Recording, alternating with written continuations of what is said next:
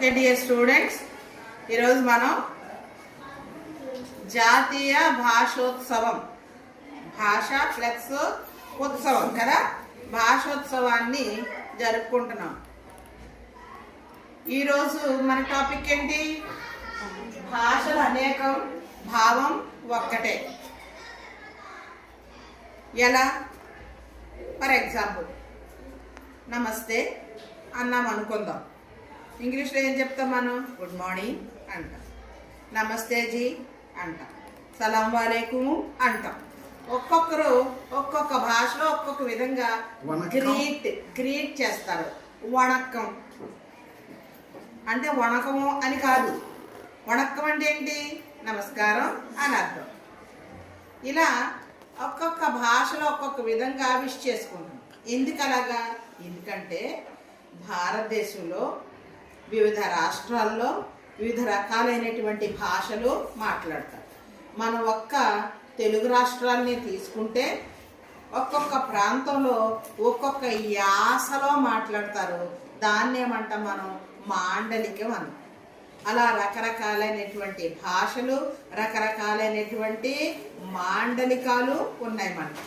అలాగే లిపి ఉన్నటువంటి భాషలు ఉన్నాయి, లిపి లేనటువంటి భాషలు కూడా ఉన్నాయి.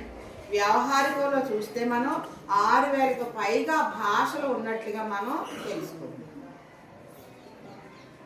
సో మనం ఆంధ్రప్రదేశ్లో ఉన్నాం కాబట్టి తెలుగు ఒక్కటే మాట్లాడాలని కాదు.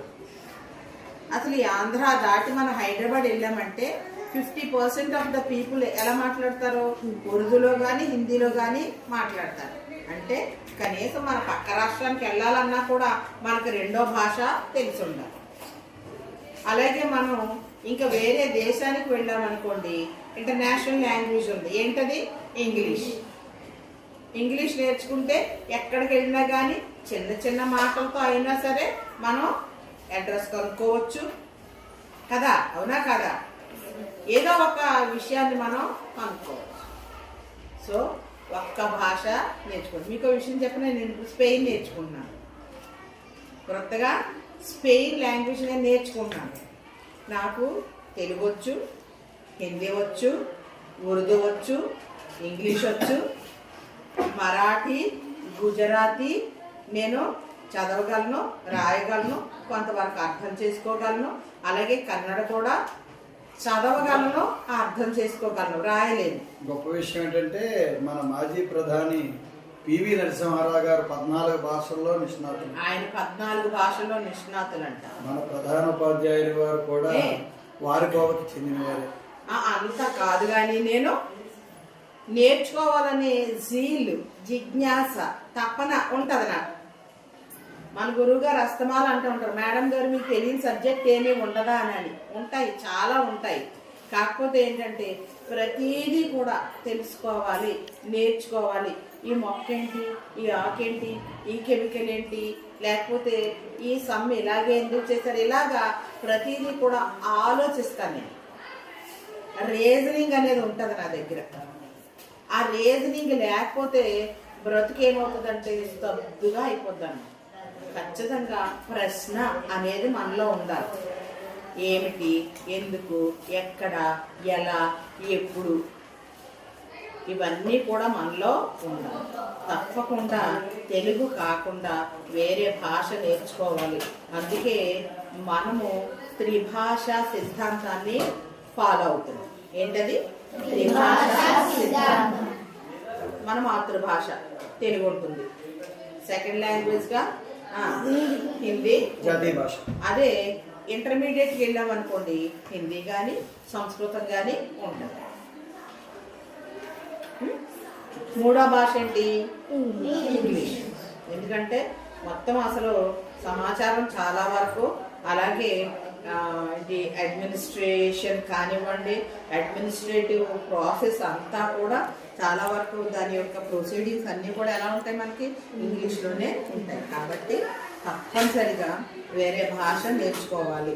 కనీసం ఎక్కడ ఉండగా మీ రేంజ్కి తగినట్టుగా 10th క్లాస్ నుంచి బయటకు వెళ్ళిపోయేలాగా తెలుగు, హిందీ, ఇంగ్లీషు పర్ఫెక్ట్గా చదవడం, రాయడం, మాట్లాడడం నేర్చుకొని బయటకు వెళ్ళాలి. చాలా మందికి తెలుగు మాట్లాడడం కూడా రాదు. మొన్న ఒక అబ్బాయి ఎవరో నాకు ఫోన్ చేశాడు, మేడం గారండి నేనండి పెహాదనండి అన్నాడు. పెహాద్ అంటే ఎవరో తెలుసా? ప్రసాద్. ఎవరు? అసలు ప్రసాద్ ఎక్కడ, పెహాద్ ఎక్కడ? సంబంధం ఉందా? లేదు. కాబట్టి జాగ్రత్తగా మాట్లాడడం నేర్చుకోవాలి. మీరు చదువుకుంటూ కూడా ఇంకా అట్టుకెళ్ళావా, తెత్తవా, వస్తావా అని మాట్లాడతారు. అలా అస్సలు మాట్లాడకూడదు. అంటే వ్యవహారాన్ని కూడా వక్రీకరించారు వ్యవహారికమే ఎక్కువ వాడేస్తున్నాం మనం. అంటే ఆ వ్యవహారికాన్ని కూడా వక్రీకరించి ఇచ్చేస్తావా, వచ్చేస్తావా అలాగ అస్సలు మాట్లాడకూడదు. ఇస్తావా, తెస్తావా, వస్తావా, ప్రసాద్, ప్రమీల. చాలా మంది ప్రమీళ అంటారు. అసలు ప్రతిదానికి ప్రా వచ్చిందా ఖచ్చితంగా అది వంకరైపోద్ది. పే అంటారు. అస్సలు ఎట్టి పరిస్థితుల్లో అలా మాట్లాడకూడదు. సో జాగ్రత్తగా వినండి. కనీసం ఈ భాషోద్యమం సమయం నుంచి అయినా సరే, ఈ అకేషన్ నుంచి ఎవరి పేరు మీద మనం చేసుకున్నాం? ఎవరు? అయినా చాలా one of the greatest poets and philosophers of Tamil Nadu. వారు తెలుగు గురించి సుందర తెలుగు అని చెప్పారంటే గొప్ప. అంత మహాకవి మన తెలుగు భాషని గొప్ప అందమైన భాష అని చెప్పారు. సో ఇప్పటి నుంచి అయినా 3 భాషల మీద కూడా పట్టు సాధించడానికి నేర్చుకోండి. మీ క్లాసులో ఎవరన్నా ముస్లిం స్టూడెంట్స్ ఎవరన్నా ఉన్నారనుకోండి, షబీర్ హై ఇధర్, షబీర్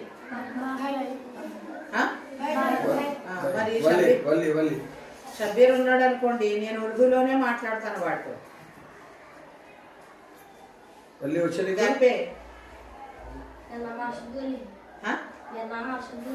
अरशद वाली उर्दू बात करते వెరీ.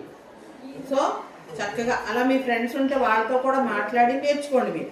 ఓకేనా? Okay, all the best. ధన్యవాదాలు మేడం గారు. అన్ని భాషలు చాలా గొప్పవి, కానీ అన్ని భాషలు మనం గౌరవించుకుందాం. అందుకే ముఖ్యంగా అన్ని భాషను గౌరవించుకోవడమే కాకుండా మన తెలుగు భాషను మనం ప్రేమించుకుందాం.